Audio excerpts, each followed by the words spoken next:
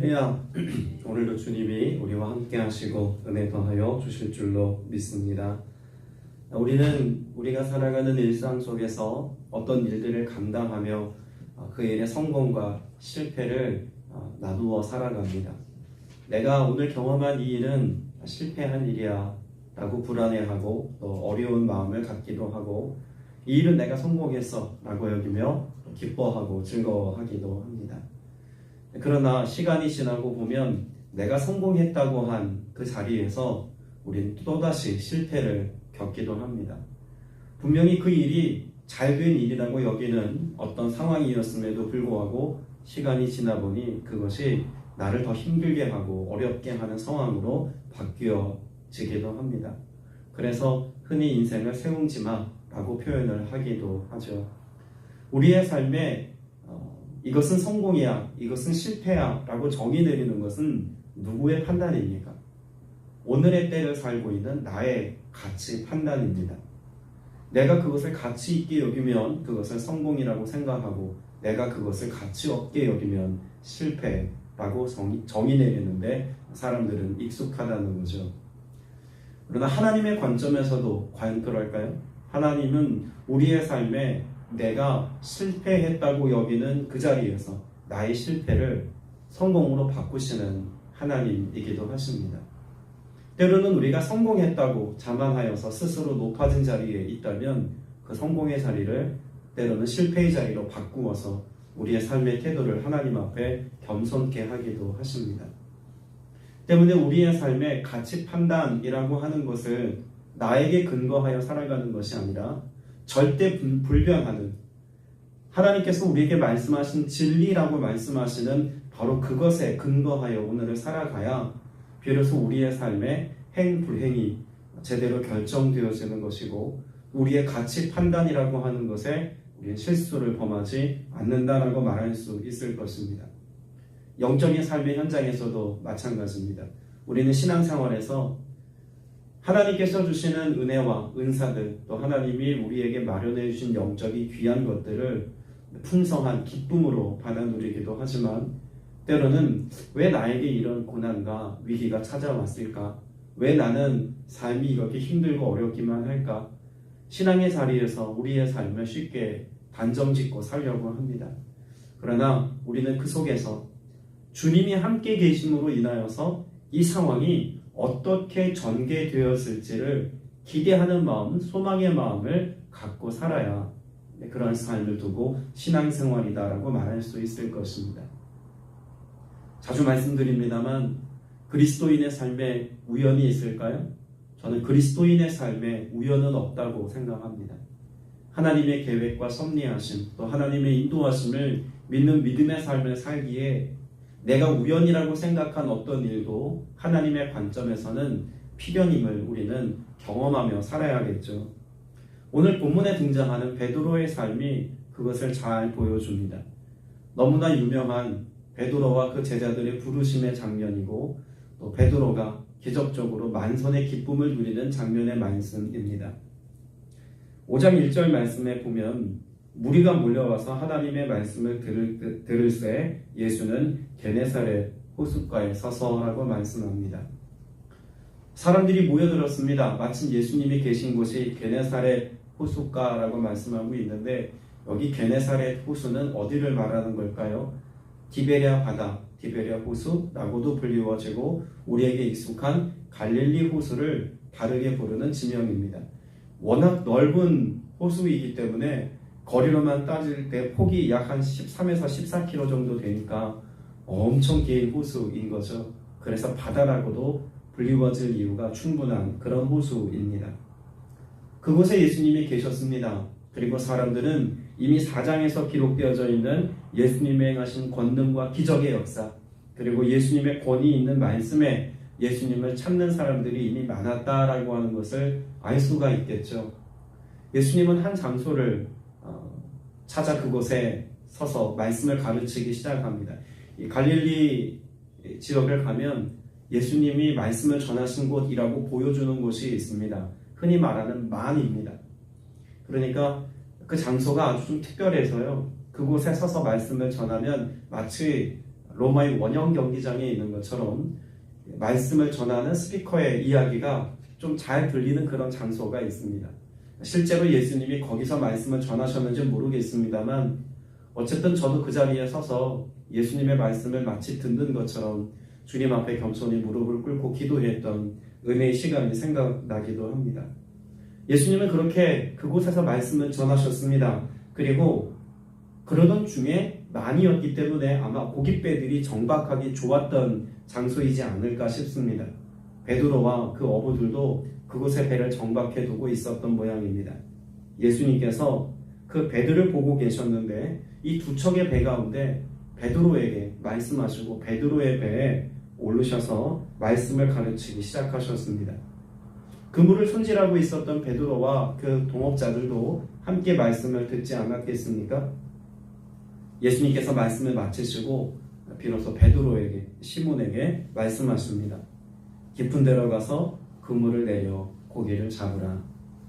어떤 목사님은 아마 배를 빌려준 배값을 이것으로 갚으려고 하신 예수님의 의도가 있다라고도 말하지만 꼭 그런지는 잘 모르겠습니다. 아무튼 예수님께서 베드로의 배를 빌리셨다가 다시 베드로에게 내어주시면서 이제는 이 배를 몰고 나아가 고기를 잡으라고 말씀합니다. 우리는 잘 압니다. 이미 여러분이 알고 계신 바와 같이 이 갈릴리 호수에서 물고기를 잡으려면 언제 나가서 조업해야 할까요? 어두운 밤입니다. 흔히 말하는 대륙붕 지역이기 때문에 물고기가 모여드는 때가 있고 모여드는 장소가 제한적입니다. 지금도 갈릴리 주변에서는 많은 물고기의 어종이 서식하고 있고 풍성한 물고기가 잡히죠. 아마 베드로도 그렇게 많은 물고기를 잡을 기대를 가지고 밤새도록 그물질을 했을 겁니다. 그런데 5절의 베드로의 고백과 같이 밤이 새도록 수고하였으되 잡은 것이 없다라고 말합니다. 그럼 베드로가 지금 서 있는 이 자리는 어떤 자리라고 우리가 정의 내릴 수 있을까요? 실패의 자리입니다. 어떤 자리라고요? 실패한 자리입니다. 어부로서는 수치심을 느낄 수 있는 자리이고 내가 밤새도록 한 그것에 대하여 아무런 대가가 없는 장소이기도 합니다. 이런 실패의 자리에 서 있는데 예수님께서 지금 하고 계신 말씀이 위로와 격려의 말씀이 아닙니다. 하나님의 말씀을 베드로가 듣기는 들었지만 자신과 상관없는 말씀으로 들었던 그 말씀들도 베드로에게 충분한 위로가 되지 못했을지도 모릅니다. 그런데 말씀을 마치신 예수님께서 그 실패의 자리에 있는 베드로에게, 더 정확하게 말하자면 실패자 베드로에게 물고기 잡으러 다시 가라고 이야기합니다. 여러분 2절 말씀에 보면 베드로는 지금 밤새도록 조업을 하고 아무것도 지금 건지지 못한 상태에서 돌아와 그물을 뭐 하고 있습니까? 그물을 씻는지라 라고 말합니다. 인정된 자리이기도 합니다. 내가 실패했는데 만회할 만한 어떤 또 다른 시도나 또 고기를 잡기 위해서 다시 나아갈 어떤 준비가 가능한 상태가 아니라 그물을 씻고 손을 뗀 상태라는 이야기입니다. 그런데 그런 베드로에게 예수님의 말씀은 다시 씻어놓고 손질한 이 그물들을 가지고 나아가서 수고롭게 물고기 잡을 수 없는 때 물고기 잡고 싶지 않은 낙심의 마음을 가진 베드로에게 나가서 여전히 물고기 잡으라 라고 말씀하고 있는 겁니다. 여러분 이와 같은 주님의 말씀 앞에 시몬이 대답하죠. 5절은 다시 한번 같이 읽어보겠습니다. 시작. 시몬이 대답하여 이르되 선생님 우리들이 밤이 새도록 수고하였으되 잡은 것이 없지만은 말씀에 의지하여 내가 그물을 내리리이다 하고. 여러분 오전에 말씀에 의지하여 라고 하는 이 대목이 어떻게 여러분의 마음 가운데 다가오십니까? 어쩌면 1절 이하의 예수님께서 지금 베드로의 배를 빌려서 말씀하신 그 내용에 권위를 느껴서 베드로가 지금 배를 내어드리고 예수님의 말씀에 반응했다라고 쉽게 단정 지을 수도 있을지 모르겠습니다. 실제 그래서 그랬는지도 모르겠죠. 그런데 저는 어제 나눈 말씀을 다시 한번 되새겨 보았습니다. 베드로의 가정에 지금 놀라운 일이 한번 있었죠. 어떤 일입니까? 그의 장모가 열병을 앓았습니다. 그런데 예수님께서 손을 얹어 안수하여 기도해 주심에 시몬의 장모님이 그 열병으로부터 고침받았습니다. 그 권능과 기적의 역사를 베드로가 알고 있지 않았겠습니까? 자신의 가정에서 일어난 그 장모님의 열병을 고치신 예수님에 대한 베드로의 기대는 단지 말씀에 의지하여서라고 하는 아주 단순한 한 문장으로 설명될 수 없는 기대감을 우리는 갖게 해줄 수 있다는 이야기죠. 베드로의 가정에서 일어난 베드로와 상관없는 어떤 일, 그러나 그것이 하나님이 하신 일이라고는 믿을 수 있을 만한 놀라운 일을 베드로는 이미 간접적으로나마 경험하여 알았다는 이야기입니다. 그래서 예수님의 말씀에도 귀를 기울일 수가 있었을 것이고 예수님이 하신 말씀에 반응하고자 하는 순전한 태도도 보일 수 있었다는 이야기입니다. 공간적으로 보면 베드로의 집안에서 일어난 이 일이 이제는 베드로의 일터에서도 일어나게 되어지는 어떤 삶으로 전개되어지고 있다는 것도 알 수 있지 않겠습니까? 저는 여러분의 삶 속에서 간접적으로나마 하나님이 경험하게 하신 그 무수한 하나님의 일들이 쌓여서 나에게 경험되어지는 하나님의 놀라운 일들로 다가설 수 있게 되는 은혜 있기를 축복합니다. 베드로의 장모에게 경험된 그 일들로 인하여 나는 하나님을 기대할 수 있게 되었습니다. 내 가정에서 일어난 그 어떤 일들로 인하여서 주님의 행하실 또 다른 일들을 바라보고 소망할 수 있는 마음을 갖게 된 겁니다. 그런데 중요한 것은 그런 단순한 기대와 소망이 예수님을 만난 그 시점에서 주님의 말씀으로 내게 명령되어졌다는 거죠. 자, 그러면 중요한 것은 뭘까요? 6절 말씀을 보겠습니다. 그렇게 하니라고 시작되죠. 5절은 고백입니다. 어쩌면 선포인지도 모르겠습니다. 말씀에 의지하여 내가 그물을 내리겠습니다 라고 했지만 그물을 내리지 않을 수도 있죠. 그런데 베드로는 내가 그물 내리겠습니다 라고 믿음의 고백을 선포하고 난 뒤에 6절에 뭐합니까? 그렇게 하니의 삶을 실천합니다. 이것이 믿음의 실천력입니다. 주님에 대한 믿음의 반응, 신앙의 감동을 가지고 우리가 결단하는 자리에 설 수 있습니다. 내가 실패한 자리에서 성공의 역사를 이루겠다라고 주님이 말씀하시는 그 말씀에 내가 아멘이라고 선포할 수 있습니다. 그런데 그렇게 하니의 삶은 별개의 문제가 될 수 있다는 이야기죠. 그런데 베드로는 뭐 합니까? 그렇게 하니의 삶을 살았습니다. 그리고 6절에는 고기를 잡은 것이 심이 많아 그물이 찢어지는지라 라고 말합니다. 여러분, 오늘 본문 누가복음 5장은 베드로에게 어느 날입니다. 그냥 평소와 다름없이 물고기를 잡으러 갔던 그 어느 날, 특별히 다른 날처럼 물고기를 잡은 것도 아닌 빈 배를 가지고 돌아온 베드로의 삶의 그 어느 날은 실패한 날이고 슬픔의 날이고 가장으로서의 책임을 다하지 못한 날이고 내가 인생에서 꿈꾸었던 것과는 정반대의 모습이 드러난 그러한 실패의 현장이라는 이야기입니다. 그 어느 날 베드로의 삶에 기적이 일어났습니다. 어부라면 한 번쯤 꿈꿔볼 만한 어떤 일 아닙니까? 야, 내가 물고기를 잡으러 가는데 그물이 찢어지도록 한번 잡아봤으면 참 소원이 없겠다. 야, 내가 물고기를 한번 잡아서 이 물고기가 내 배에 가득 찰 뿐만 아니라 정말 싫을 게 없어서 함께 조업하고 있는 친구들 불러다가 내 그물에 가득한 물고기들을 좀 나누어서 만선의 기쁨을 함께 누리는 그런 날들이 좀 있어 봤으면 참 좋겠다 라고 꿈꿀 수 있는 그 어떤 장면입니다. 근데 그것이 어느 날 실패했다고 생각한 그 어느 날의 사건이었다는 거죠. 그러면 그 어느 날이 기적의 현장으로 바뀌어져서 특별한 날이 될 수 있었던 이유는 그 삶의 지금 변수라고 말할 수 있는 유일한 변수는 무엇이었을까요? 예수님이 베드로의 배에 오르신 것과 예수님이 그에게 말씀하신 것이 최대의 변수이고 유일한 변수입니다. 여러분, 우리의 실패를, 우리의 가난은, 우리의 질병을, 우리가 할 수 없는 그 어떤 일들을 성공으로 바꾸시고 기적으로 바꾸어 주셔서 내가 다시 서지 않고 싶은 그 자리에 여전히 있게 하시고 내가 바랄 수 없는 중에 또다시 바라게 하시고 내가 소망을 가질 수 없는 그와 같은 때에 또다시 기도의 현장에 있게 하실 수 있는 유일한 분, 내 인생의 변수를 만들어낼 수 있는 유일한 분 예수 그리스도이신 것을 믿게 되시기를 주님의 이름으로 축복합니다. 주님은 그렇게 우리의 삶에 어떻게 하십니까? 찾아와 주셨습니다.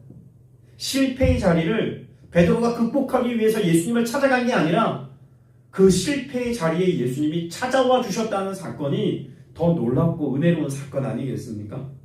심지어 예수님께서 2절 말씀에 보면 배 두 척이 있는 것을 보시니 라고 말씀합니다. 그리고 예수님께서 그 빈 배에 직접 오르셨습니다. 오늘 여러분의 삶이 실패라고 느껴지는 때가 있을 겁니다. 어쩌면 이건 내게 일어날 수 없는 그저 꿈꾸는 일이야 라고 치부되어질 수 있는 어떤 상황과 조건에 우리가 오늘을 살아갈지도 모르겠습니다. 그런데 그런 삶에 여전히 주님이 나와 함께 계심을 신뢰하고 주님이 함께 계심을 믿는다면 우리의 삶은 베드로의 만선의 기적과 같은 기적으로 우리의 삶이 회복되어지고 바뀌는 놀라운 은혜를 누리게 될 줄로 믿습니다. 심지어 그렇게 많은 물고기를 잡게 되어지는 이 기적을 경험하였는데 그 배의 상태가 어떠하다고 말씀하냐면 7절에 보니까 이에 다른 배에 있는 동무들에게 손짓하여 와서 도와달라 하니 그들이 와서 두 배의 채움에 잠기게 되었더라 라고 말합니다. 물고기를 얻고자 했지만 아무것도 얻지 못했던 그날 주님께서 말씀하셔서 거기에 반응했더니 물고기가 채워지더라는 이야기죠. 여러분, 이 배가 잠길 정도면 어느 정도의 이 배였을까요? 배가 너무나 작아서 조금만 물고기를 실어도 배가 잠길 만한 그런 배였을까요? 이 갈릴리 호숫가에 가면 박물관이 있습니다. 예수님 당시에 여러 유물들과 상황들을 재현해 놓은 그런 박물관이 있는데 입구를 들어서자마자 보면 제일 먼저 유리관 같은 데다가 예수님이 타셨던 이 베드로의 배라고 짐작되는 어떤 배를 전시해 놓았습니다. 실제 그 배인지는 알 수는 없습니다만 어쨌든 1세기에 어부들이 사용했던 배라고 추정되는 그런 배의 잔해입니다. 한눈에 봐도 그냥 난파선 같습니다. 그런데 그 시대에 사용되었던 배라는 게 의미가 있겠죠? 그 배의 크기가 결코 있습니다. 조그만 나룻배 정도가 아니라 제 기억에 이쪽 벽 끝에서 적어도 이 기둥까지 길이 정도는 되는 결코 작지 않은 배입니다. 꽤 큰 그런 배라는 거죠. 그런데 그 배에 물고기가 실려서 잠기려면 이 물고기가 어느 정도나 실려야 배가 잠기겠습니까? 배는 자연 법칙에 의해서 쉽게 가라앉지 않습니다. 어느 정도 물고기가 실려야 가라앉겠습니까? 내가 상상 이상한 그런 많은 양의 물고기가 실려야 잠길만 하지 않겠습니까? 내가 꿈꾸었던 삶이, 내가 한 번쯤 소망해 보았던 그 어떤 일이 내가 실패했다고 여기는 그 순간 예수님을 내 배에 초청하고 예수님의 말씀에 의지하는 그 순간 이루어진다면 오늘 저와 여러분의 삶에 기대하고 바라보고 소망하는 이 모든 것을 성취하여 내 것 되게 하시는 하나님의 역사는 오직 예수 그리스도로 말미암는다는 것을 우리가 알아야 합니다. 더불어 이 은혜는 나로 인하여서 내게로 그치는 것이 아니라 어떠한 영향력입니까? 나와 동업하고 있는 친구들의 배까지 채워주고 그들에게 영향이 되어서 예수 그리스도께서 행하신 바로 그 일이 나의 일로 끝나는 것이 아니라 너의 은혜와 기적으로 이어져 갈 수 있도록 하나님이 나를 그렇게 축복의 통로로 사용하신다는 것도 우리는 분명히 알 수가 있습니다. 오늘 여러분의 삶에 그 실패했다고 여기는 그 순간과 그 상황에 주님이 계셔서 역전하시는 하나님의 은혜를 베풀어 주실 줄로 믿습니다. 여러분, 베드로는 어쩌면 예수님에 대하여 구경꾼이었을지도 모릅니다.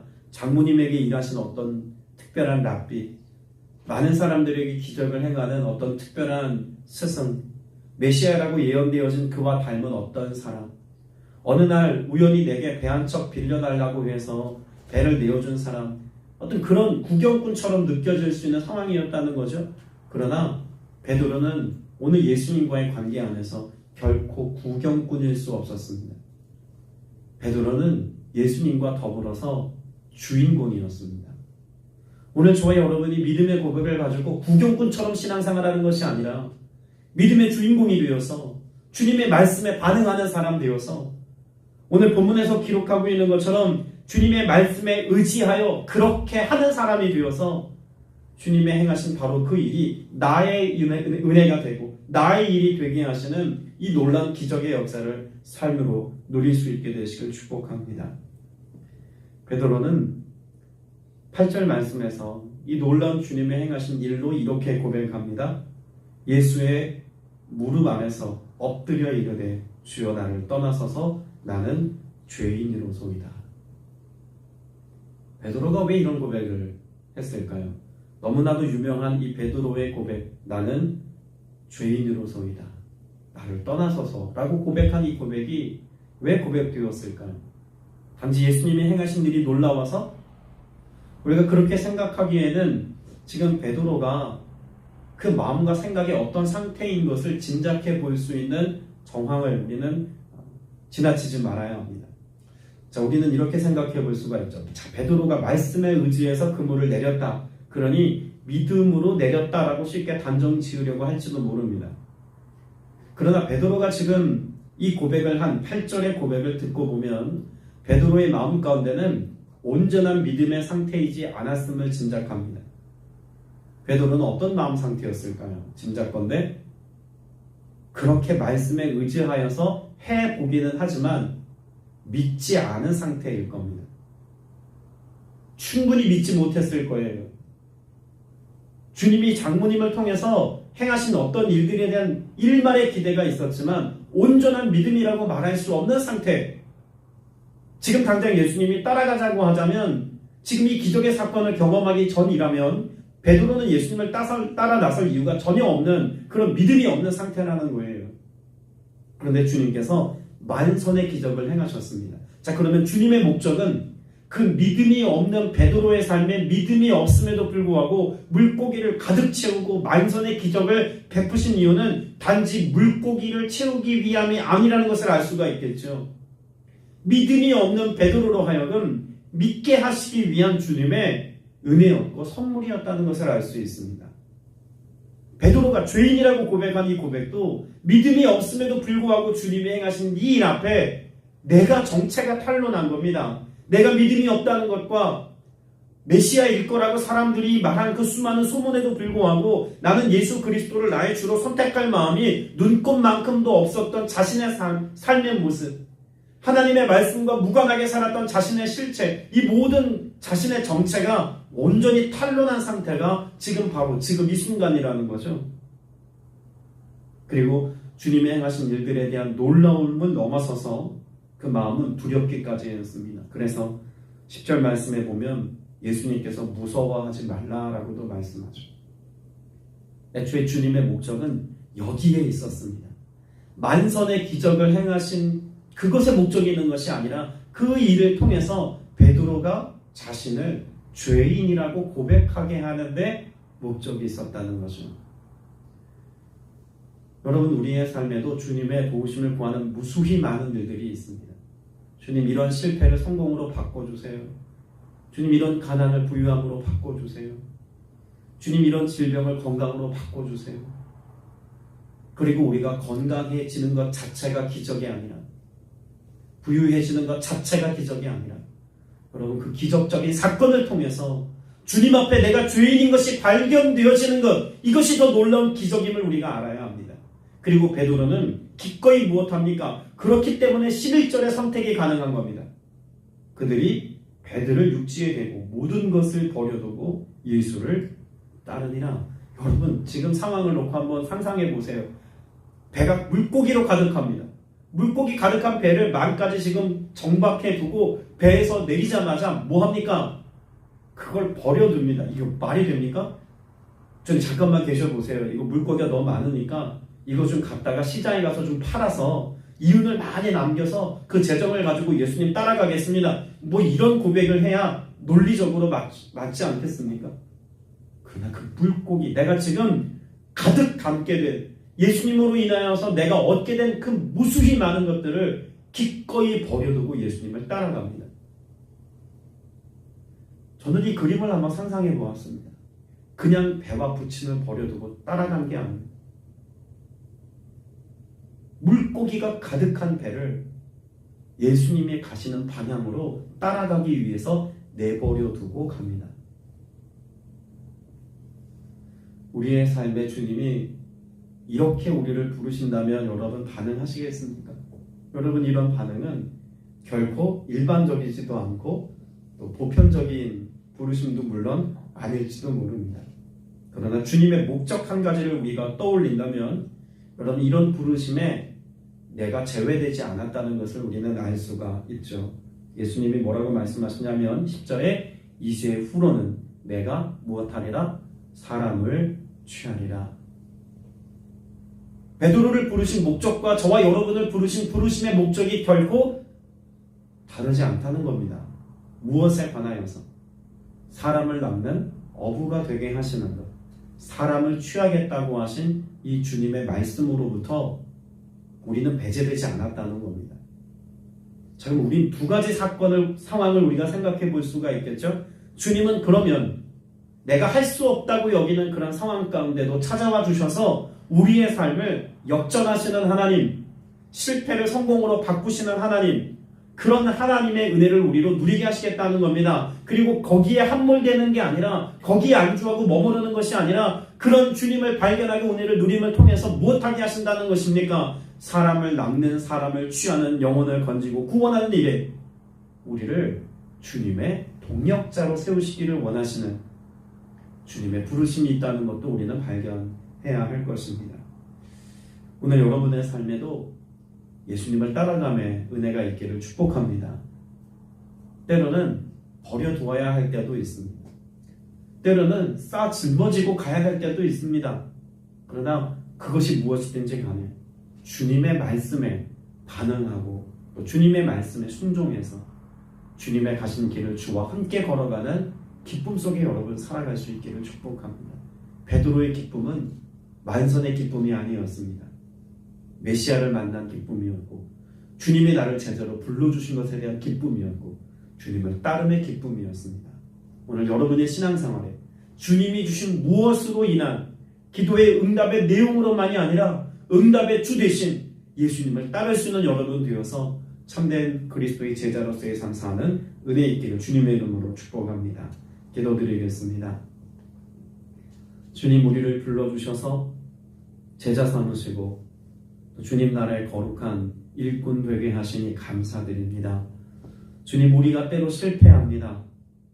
우리가 사명의 자리, 사역의 자리에서조차도 영적인 자리에서조차도 때로 실패함을 인정합니다. 그러나 그 실패의 자리에 여전히 나를 불러주시는 주님의 음성을 듣습니다.